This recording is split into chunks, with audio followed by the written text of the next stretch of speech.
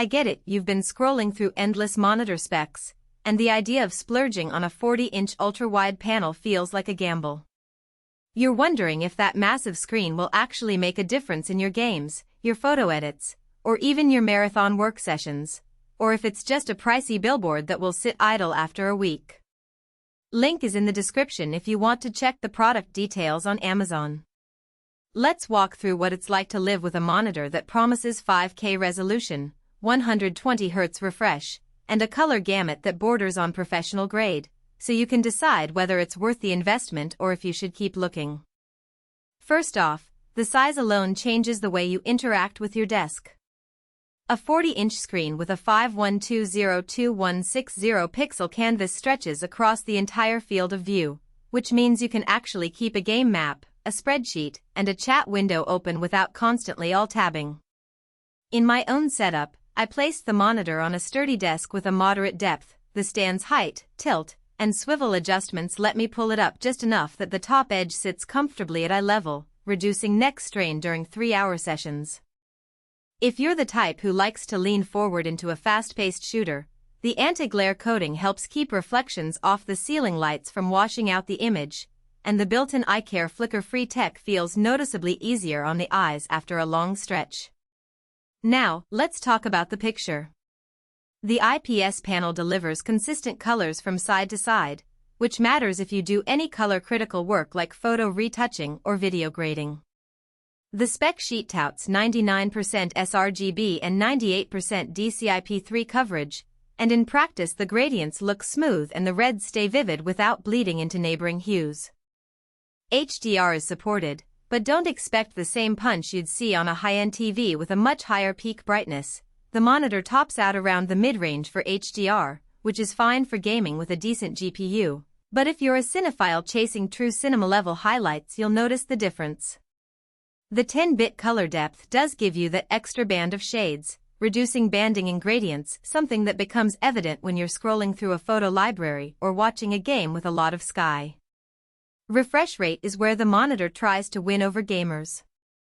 At 120Hz you get smoother motion than the standard 60Hz, and the built-in frame sync technology reduces tearing without needing an external adapter. In a recent test with a modern GPU, I pushed a fast-paced battle royale to 144Hz and the monitor capped at 120Hz, which still felt buttery smooth and gave me a clear edge over a 60Hz display. The downside?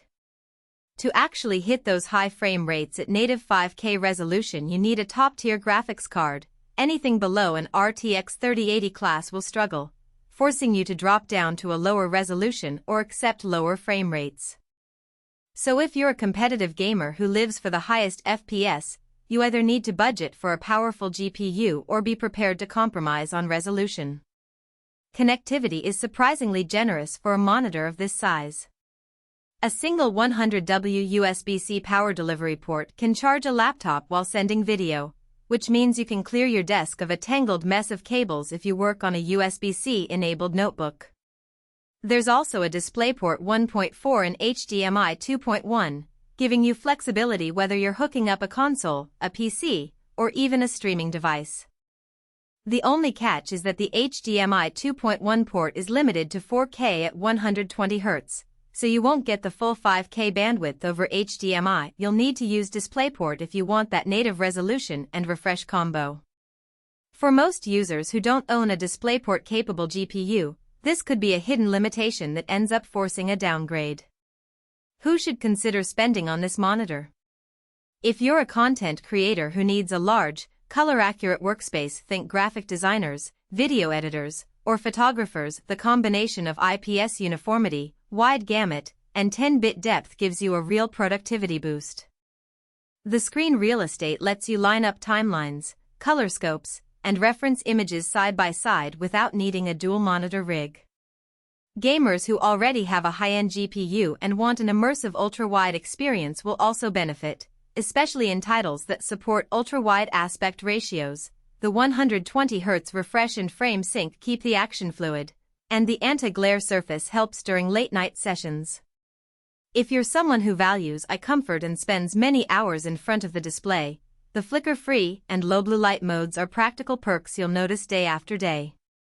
Conversely, you might want to skip this model if you're on a tighter budget or you don't have a graphics card that can push 5K at 120Hz. The monitor's price sits in a premium tier, and the performance gain is only fully realized with hardware that can keep up. If you primarily game at 1080p or 1440p, you could get a sharper experience from a smaller, faster panel that's cheaper. Likewise, if